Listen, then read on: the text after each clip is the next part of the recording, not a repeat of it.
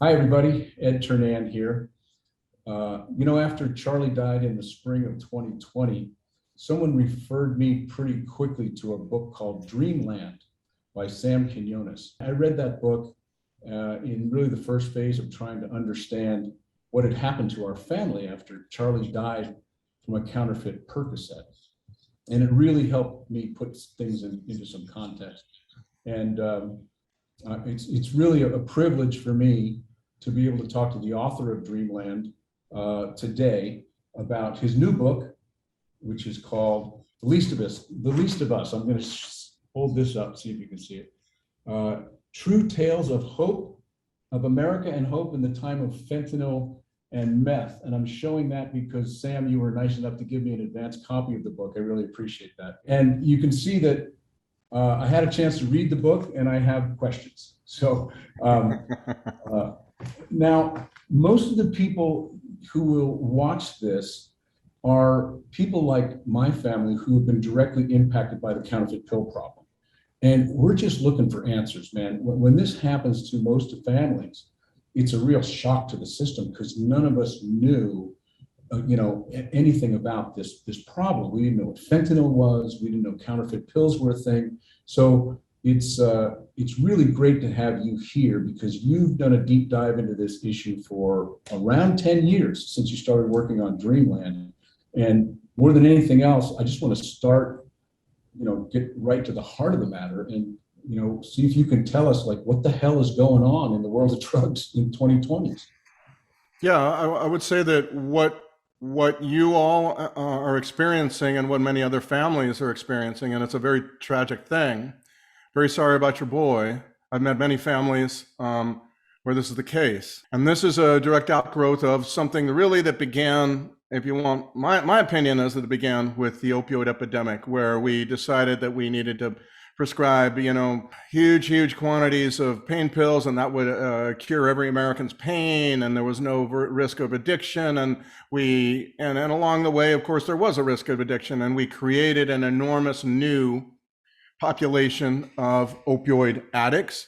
That awakened the underworld in Mexico, the drug trafficking world in Mexico. They began to funnel heroin up here, and then more and more of them began to do that. And after a while, an enormous number of them began to do that. And along the way, they discovered this thing called fentanyl, this synthetic drug, meaning it's not made with any plants. It's just pure chemical process. And they realized that that this was in every way a better business move for them than growing poppies, harvesting poppies, cooking it into heroin, packaging that, sending it up. There's this enormous long supply chain connected to heroin, and fentanyl removed numerous costs from that supply chain and reduced the number of people involved but significantly. And what's more, they no longer needed to rely on to pay attention to the seasons. They could make this, if it's made with chemicals, they could make it all year round, provided they had chemicals. And that's exactly what they had, because they have two very large ports on the western side of Mexico, which is really the drug side of Mexico, drug producing region mostly of Mexico. And through those ports, they have now enormous quantities of chemicals from all over the world. China, of course, India too, but also, Chile, different countries all across the world. They can get whatever chemicals are sold on the world market, which is pretty much every chemical known to man. And that's what's happening now. With enormous supplies of ingredients, they can create drugs all year round. And this has changed the drug world. It has, they figure out how to make fentanyl. Chinese were first providing, but now that's really Mexicans who are making it, and they're making it in enormous quantities. And they are now, and so now you're finding fentanyl mixed into cocaine and mixed into methamphetamine and salted away like salt on marijuana. But then also in the last few years, and I think this is what affected you and your families watching most of all, is that along the way, the trafficking world in Mexico figured out, wouldn't it be a better idea to just manufacture phony, counterfeit pills that look like Percocets or Xanax or Adderall or generic oxycodone pills, and have them only be and contain fentanyl of varying doses, the mix of which is always up to the person who's mixing it, you know. And so what you're finding now is that millions and millions and millions of these pills coming in looking very much like the real thing, but containing only fentanyl. And this is a significant portion of the people who are dying of fentanyl overdoses are dying to these pills, which, as I say, have been since 2017 is when that market really emerged. And today it's in the multi-millions of pills that are coming in from Mexico, and they're stretching all across the country. And that's kind of where we find ourselves today. Wow, and it's amazing, and the game has completely changed. And I think there's two elements to it from my point of view. It is the move from the farm to the lab, and it's the counterfeiting, right? Those are two new things that we haven't figured out exactly how we're going to address yet. And the move from the farm to the lab changes the entire supply-demand dynamic, right?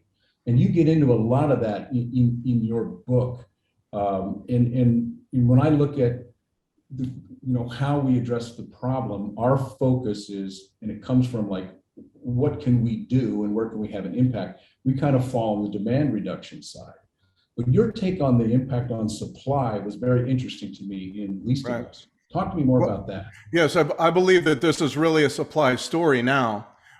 It may always have been. I think you can make an argument that it's gone, but certainly if the traffickers are able to supply colossal, relentless amounts of these drugs all year round, so much so that they have lowered the price for methamphetamine to the lowest price ever seen, about $1,000 to $2,000 a pound, which before it was, and depending on the region you'd be in, it would be 5,000, it would be 10,000, it would be 20,000.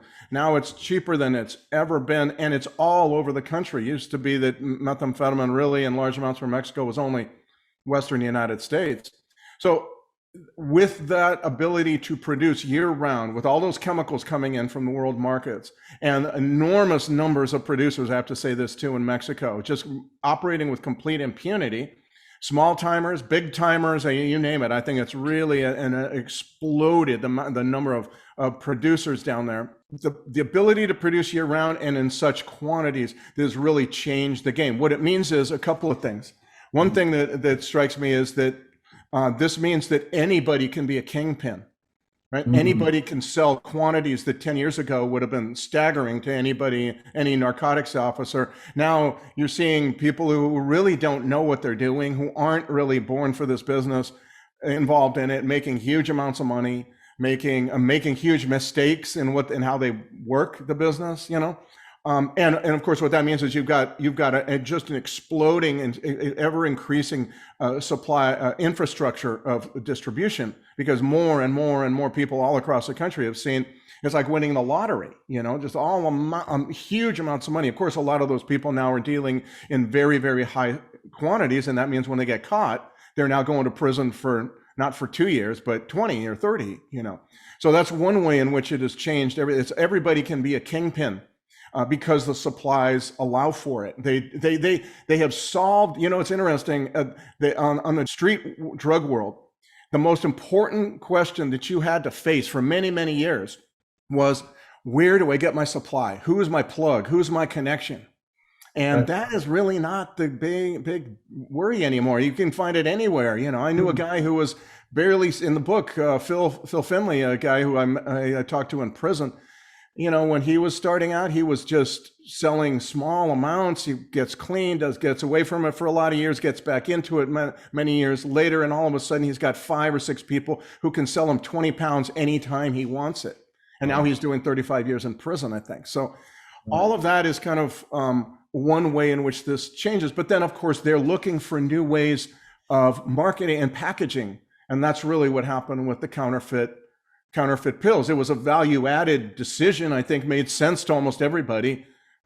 Gee, we could sell this powder, or we could package all that stuff up with a pill press that's very easy to buy on the internet, with other kind of non-active chemicals that you could buy anywhere to make into a pill, and you add some fentanyl to it, and boom, it's It's supplying all those people who got addicted to pain pills during the opioid epidemic. Now they can't find them so easily. Now we're selling to those folks. Right. And then, of course, it trickles into a new category of victim that my son and others fall into is they're not addicted yet. But No. taking of pills has been so normalized in our quick fix culture, the taking and sharing of these supposedly safe, familiar prescription meds. These counterfeit ones are killing kids in middle school, Right. high school. And I would say that with fentanyl, I would say that probably the drug trafficking world, if it had its druthers, long ago would have wanted to take advantage of the enormous vein in American culture in which we just trust pills. Yes. Pills solve our problems. They're easy to get. They're easy to transport in your purse or wallet. You take one out at a party, no one's going to be horrified as they would be if you pulled out a baggie of heroin. Mom and dad don't smell it on you. Yeah, all of this is part of, our love affair with pills that I think dates at least back to Valium in 1960, Right. And traffickers have never been able to take advantage of that market. Americans' love affair with pills, which is arguably the biggest drug market of all in the United States, maybe except for alcohol, I don't know. But certainly it's enormous. And with fentanyl, they found that they could. That's the revelation one revelation that fentanyl gave to trafficking world. We can sell Americans pills, and what more do they want but pills? Right. And what more do they trust? And what more is it cool to take from a friend at a party? A guy offers you a line of cocaine at a party, a lot of people go, no, I don't think so. Yeah, right. But a guy offers you a pill, oh, it's an ecstasy, oh, it's Xanax, oh, it's whatever. And it looks real, and it not crumbling or faded colors, or it looks like it's seriously got a markings and all. And people believe it because we trust pills. Yeah. We trust pills almost. I mean, I'm trying to figure out if there's what more we trust more than pills. I'm not sure I can find something. But boy, it's right up there. Yes. And it kind of, I want to kind of segue into one of the themes of your book that I really got a lot out of, which is, and I have to say, Sam, I hope everyone who's watching will read Least of Us. If you are at all impacted by this problem or interested in it, it goes there. And you have a real knack for tackling big picture issues and combining them with real first person stories, a real experiential narrative. And, the storyline kind of lands right in the middle there. And I find it really useful. And one of the things you do is that you talk a lot about neuroscience and the reward pathway. And it kind of gets into that quick fix pill popping mindset that you just mentioned. And you talk about the reward pathway at an individual level, but also at a societal level. And I thought that was really an interesting theme of the book.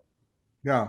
Well, I think that was kind of what I realized after Dreamland came out. I realized I didn't know enough about that. I really needed to find out more. And I was very lucky to talk to some brilliant neuroscientists who were very, very helpful, and also benefited by the fact that we are now in the golden age of neuroscience research in the history of mankind. I mean, we are learning more every year about how the brain works. Now, it's still a mystifying entity, about as mystifying as the universe, but we know more. We can answer questions we never even thought to ask for many, millennia. And I just think that it's a fascinating a line of inquiry. I loved doing it. There's many things you could say about the neuroscience of addiction, but one of the things that has really fascinated me, I have to say, spent a lot of time just amazed by this idea that we have in our brains all these systems that keep us alive. They keep us alive largely by warning us. Some of these systems keep us alive by warning us of imminent death, right? Imminent death is imminent, get out of there, run, or this has been a dangerous thing for a long time, so you want to avoid that river or whatever it was, There's all these ways, and the other things that keep us alive are food, sex, community. All of those things have allowed for us to survive on this planet, and they are essential to us staying alive. Drugs of abuse, amazingly, it just kills me, this stuff, that that drugs of abuse mute all of those systems that have evolved over eons to keep us alive. All of those things on drugs of abuse are muted or suppressed or silenced.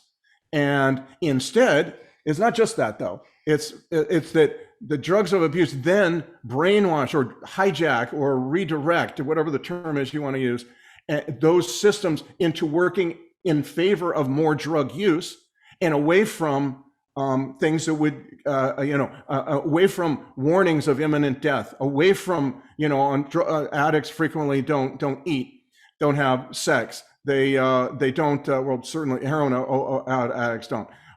They live alone outside of community. They're not with other people, and they have these entire systems that warn them of imminent death that are muted and at worst are turned against them. So our systems that are that evolved to keep us alive then betray us. They aid in our demise. And so the thing that those systems begin to warn us against is not having drugs. Not having drugs is akin to dying. So, even as you're drifting into overdose, the drugs are so hijack these systems that the system is saying, take more, or don't worry about it, or you're fine, that kind of thing. To me, that is just a stunning idea. I hadn't really thought of it until I was speaking with some of the neuroscientists and then conceived of this. And it's also a way of saying, at the worst of it, addiction is really so much about, is nothing about a rational free will and rational thought. It's about complete enslavement, obedience to the substance that has taken your brain wiring and chemistry and completely redirected it to its own benefit. It's an amazing thing, but it also, you see that in people dying of overdoses, right? That their system has stopped warning them that this is going to result in their death. But you see it all the time in LA. You see it, people living in homeless encampments and tents, right? That's people living under the overpass in bad weather and good, no food, poor hygiene. That is an expression, a daily expression of that brain hijacking and brainwashing that drugs of abuse subject our brains to. And you also make the point that neuroscience and how we respond to input and the things that we crave is something that corporate America knows and the cartels know. And they're both appealing to our desire for, that dopamine rush.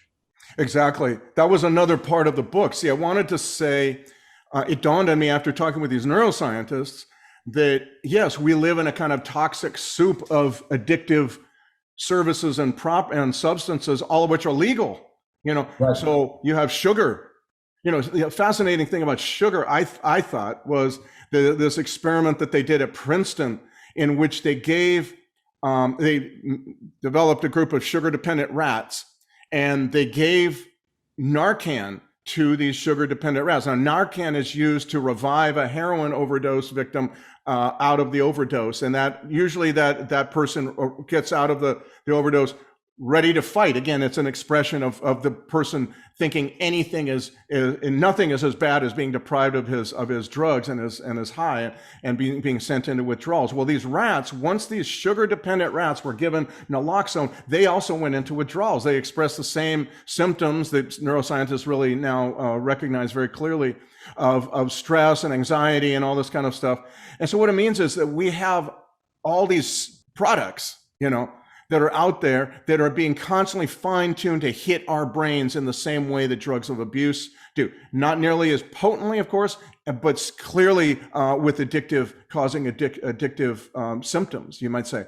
And so sugar, social media, certainly a big one. And we're seeing that now with the reports about Facebook and how they rejiggered their algorithm to make us respond more to it. And the way they do that is they prize and they make more viral. The algorithm makes more viral those posts, Facebook posts, that are most likely to create outrage and alarm and anger. And so people are constantly liking it or sharing it or commenting on it, which is the biggest one. We're seeing, you've got casinos fine tuning how they design their casino designers fine tuning their facilities to make people stay. Pornography, video games is a huge one. I don't think that's much different than heroin, I have to say.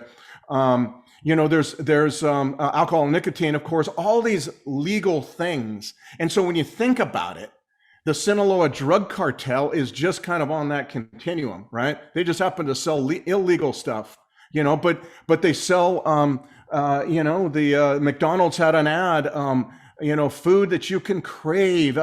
This will trigger, I can't remember the exact quote I used in the book, was something like, this will trigger all the cravings that that kind of language. Well, that's the language of an addict.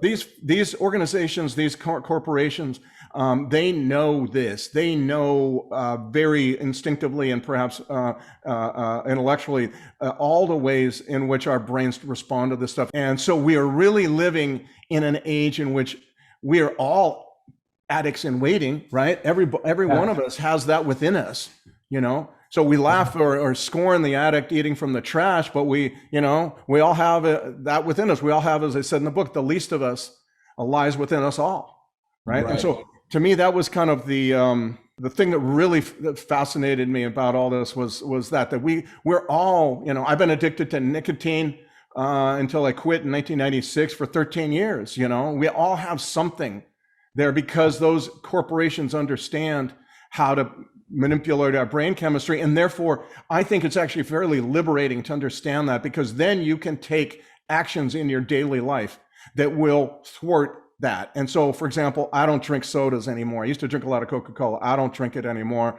I really cut down on the amount of sugar, refined sugar I eat. I eat lots of raw fruits and vegetables, that kind of stuff. So much of this stuff hit home with me. When I talk to high school students, I think of one of the quotes that you cite in your book about modern skulls housing a Stone Age mind. And I tell these kids, I said, your parents and grandparents who are going to argue with me, they're going to, give you the old story about walking this uphill to school both ways. But I'm convinced that this generation of young people is the most stressed out generation in human history, because our mind, yes. I don't think that's a radical statement, because we did not evolve for this constant barrage of stimuli 24/7, 365 from all angles. So, and when we think about solutions, and we can't be like absolutists where the people that are really out there on climate change want to bring us back to the 1840s. Well, that's not realistic. But we do have to, I think, as a society, and we have to start telling young people, we need to pull back from the ledge a little bit. And it's about those changes you make in your daily life. Yeah. Less screen time, quit with so we have initiatives that we're starting that kind of speak to that, which are Farm Over Pharma, which we think is about what you put in, and Skills Over Pills, which is about what you put out. And it's like there are organic, natural ways to adjust your brain chemistry to reduce this stress without turning to these pills, because you can't solve your very real problems with fake pills that are deadly. Yes, I couldn't agree more. I think that is really one of the lessons I was least expecting, but came to conclude very strongly that a lot of this has to do with how we decide we're going to live our lives, right? And so that means turning off cable news, I think. And I think it's really limiting screen time. Certainly social media needs to be curtailed. I think Facebook is so large now, it needs to be regulated like a utility, frankly. It's just way too big, that company. But also, understand that your choices go into a lot of this. How much exercise you get, how much time on that screen. How young are you going? How young is the age when you buy your son or daughter that first cell phone? To me, there's an enormous amount we can do to rethink how we use the stuff that is provided to us cheaply and almost free. Social media, cell phones, but also, every cafe latte or every cappuccino has way more sugar in one mid-sized drink than we should be getting in during the entire day. It's like reviewing all this, because as you say, we have brains that evolved for for scarcity. Right. Hundreds of thousands of years ago evolved for scarcity. They have not changed in response to our age of enormous glut of things like this. I want to spend a couple minutes. We're mostly focused on the counterfeit pills and the fentanyl, but your discussion of what's going on in the world of methamphetamine ties into this because it's part of this move from the farm to the lab, which I think is a mega trend that's here with us to stay. Yes. And you've now got all kinds of different analogs. You've got, instead of a farmer or a guy growing his weed and trying to genetically improve the potency of his bud over several generations of flower, you got like these mad scientists in these chemistry labs cooking up different combinations of scary stuff. But what's happened with meth has completely changed meth. And it's really, it's causing, you're making the argument, it's actually causing mental illness in its users. Yes, and that happened because of the way they changed how they had to change how they made it because of some government moves, and they switched to a new way of making meth in 2009 and really got going, and really in supplies, sizable amounts of supply right about 2012, 13, 14, right in there. That's when you began to see it. But the new way they have of making meth uses very, very toxic chemicals. The old way didn't really do that. And so the old way created a kind of a euphoria. It was a party drug. You want to be around people. They want to be dancing. You want to be, it was really big in the gay community, for example. You had all that. And then this new meth is made with a lot of different toxic chemicals, is actually creating widespread and very quick onset of schizophrenia. Mental illness, paranoia, horrible paranoia, very scary hallucinations. Very quickly, you end up homeless too. And so the connection to the homeless problem in our country, I think, is very direct, very close connection between this new meth that is really, as I say, it's been coming out, and because it's made with all kinds of different chemicals, and those chemicals can shift a lot. It can be made in quantities that meth never was able to be made in because it really required just this one chemical. And once you restrict the supply of this one chemical, they couldn't really make it. But now that's not the case, most definitely. And as they have control of those ports, they can make enough all year round to as I said, lower the price nationwide to prices that no narcotics agent has ever seen. For methamphetamine, as well as creating this mental illness that you can see in almost every tent encampment, and creating homelessness too. I should say this: we're used to it in LA, unfortunately, I would say, but I would say too that this is creating homelessness in many rural areas that never had any homeless to speak of. Wow, yeah, that was really eye-opening chapters. Because it's a really big part of the book, and it's a part of this shift. And here's been my experience. I wonder if you can help me think this through as I start to think about like solutions. Because I've been doing this for a year. You've been into this for 10 years at least. I have in my mind's eye, like picture, if you will, a 3-circle Venn diagram, right? And one circle is the supply reduction people. The other circle is the demand reduction people. And then the third circle is the harm reduction people. And what I see with these new dynamics in the drug landscape, with the rise of synthetics and counterfeiting, is each of those 3 stakeholders double down on their previous strategies. So the supply reduction guys, let's generalize that as mostly law enforcement. It's lock them up faster, stiffer penalties, throw them in jail. The demand reduction people just say no louder. We got to get them younger, and we got to keep people away from drugs. And the harm reduction people saying, see, if we just would have legalized everything when we started telling you to, we need to do that faster. That'll solve the problem. And my concern is that I think what we need to do is take those 3 circles and figure out what we can learn from each other in the center. What do we agree on? What's the bullseye? What's the target? And look at this through a new lens.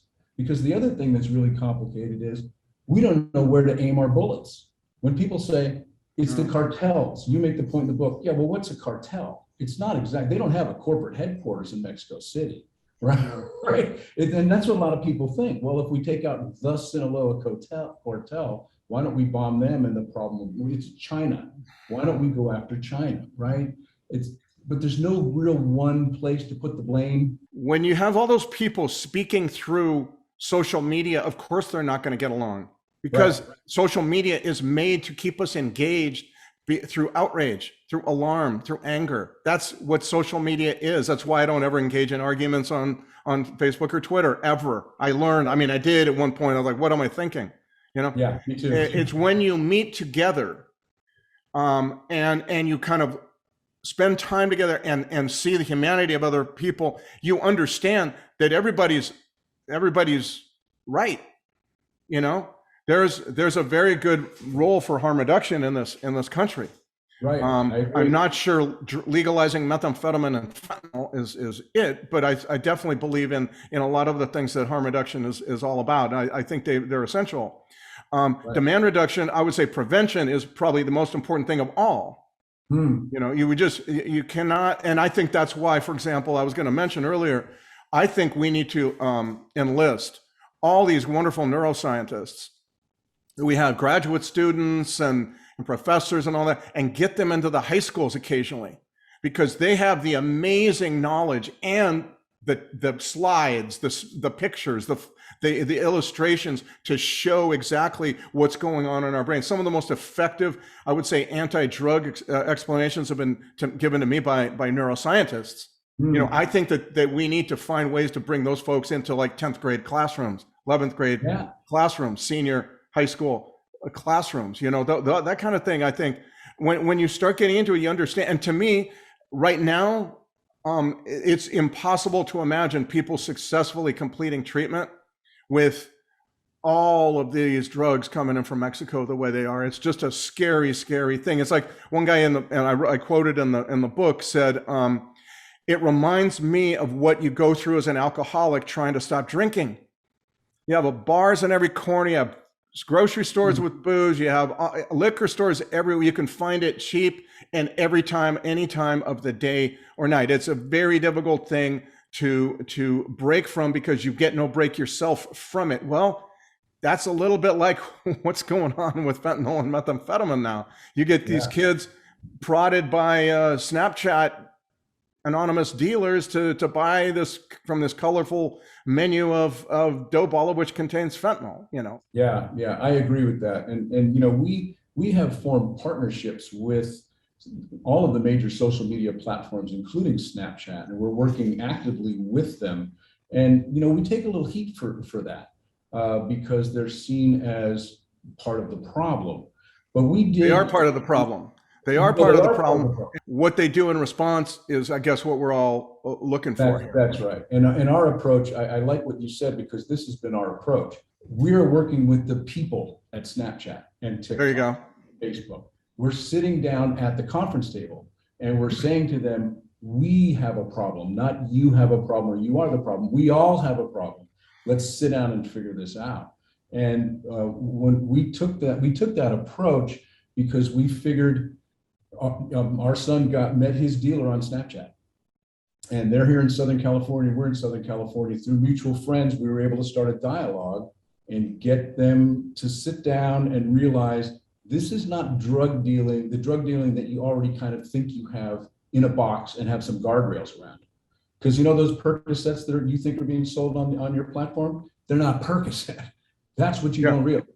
So when, once they come to the table and you're dealing with the people there, you can have a dialogue. You can't. Exactly. Once you're not dealing with people through Snapchat, you can talk to the people who work at Snapchat in a better way. Yeah, that's same right. Same with Instagram and Facebook, I'm quite sure. Yeah. Right. I do think that a lot of those companies need to understand that they need to change the way their algorithms work. Getting people outraged. Outrage cannot be the basis of your business model. Yeah, that's right. And there's a lot of work to do. And like we said, in this world of social media, we need to pull back from the edge. In this world of quick fix mindset, easy solution for everything, pop a pill. Let's find better ways. Let's, get back to nature a little bit, to be a little bit cliche about it. But that's going to happen incrementally. It's going to happen over time with what mindset changes, a cultural shift.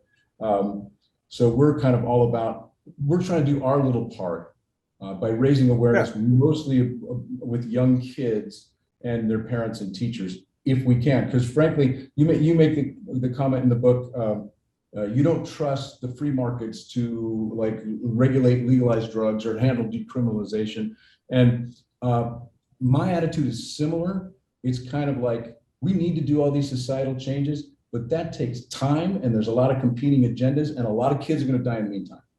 So we're going to, while others fight that ground game, we're going to provide air cover by blasting social media with warning messages about fake pills in the meantime. So that's kind of where we come out on. Yeah, I would say too, I would say too that it strikes me and has struck me for a while that the lessons of the opioid epidemic are that we need to get back to who we are as a species. We were not meant to be in isolation all day long. We were not meant to eat enormous combinations of fat and sugar, and it doesn't exist in nature. Right. And so and also we were, I think, it's a lot of low tech stuff. Get outside, have a barbecue with neighbors, get to know people on your street who might be, you're all indoors, you don't know each other, you don't even know how to ask the other neighbor if you can watch your cat or pick up your newspaper or whatever. Get to know them in that way. Come out of the house. It's weird that struck me as it's a very simple thing, but I do believe that we have so cloistered ourselves in these enormous houses that we don't, the biggest houses are owned by the smallest families, I've noticed all across this country. It's like 4 people in an enormous house, right? Yeah. I mean, to me, it feels like we need to get away from that. Reduce we're not meant, the opioid epidemic in large part because it hit suburbia so hard was really an essay in how prosperity can be a catastrophe. And we're seeing it. And I think getting away from that, getting to simpler things, being outside, getting away from the screens, turning them off, using those functions that software that shuts it down for a good amount of the day, that kind of stuff. It's getting back to a kind of a more human interaction way of living, which we have lost significantly during the last, I'd say 20 years, easily, maybe more. Well, I agree with all that. And that's a big part of what I got out of The Least of Us. I'm going to show it one more time here, my PDF version. Because Sam, it is a big, big problem. And the drug issue that we're talking about today specifically, in some sense, it's a symptom of these larger kind of global issues that we're talking about. And I love that you go there in this book. I think it's required reading for anybody that's interested in this topic. And I can't thank you enough for spending your time. By the way, this book is out November 2nd. And I can't thank you enough for spending your time. I know you're a busy guy, and we used to be neighbors, and maybe hopefully we will be again someday. Happy to do it. Ed, good luck with your group. This kind of thing I think is very important, and thanks very much for your interest in talking with me. It's an important issue, and the more people talk about it, I think is only to the good. I agree. Thanks a million, Sam. We'll be in touch. All right. Talk to you later, Ed.